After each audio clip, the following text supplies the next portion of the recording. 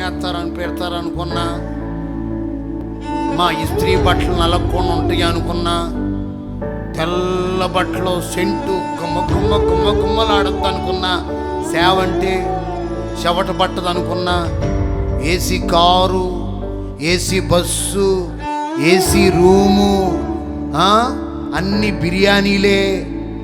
ఆహాహా, ముళ్ళికర్ర ఎవరికి ఉంటుందో వాళ్ళే రేపు ప్రయోజకులు అవుతారు. అమ్మో తట్టుకోలేము వాయింపుడు, ఈ బాధుడు. మరి ప్రభు దగ్గర నేర్చుకోగలుగుతున్నావా?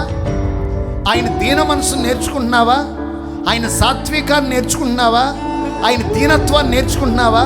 ఆయన ప్రార్థన నేర్చుకుంటున్నావా? ఆయన వాక్య ధ్యానాన్ని నేర్చుకుంటున్నావా? ఆయన చేసిన పరిచర్య నేర్చుకుంటున్నావా? ఇప్పుడు దేవుని దగ్గర ఏం నేర్చుకోవాలి మనం? పరిచర్య నేర్చుకుందాము గాక అంటే ఇప్పుడు ఆయన దగ్గర ఏమి నేర్చుకోవాలి మనం? క్షమాపణ, క్షమించడం నేర్చుకోవాలి.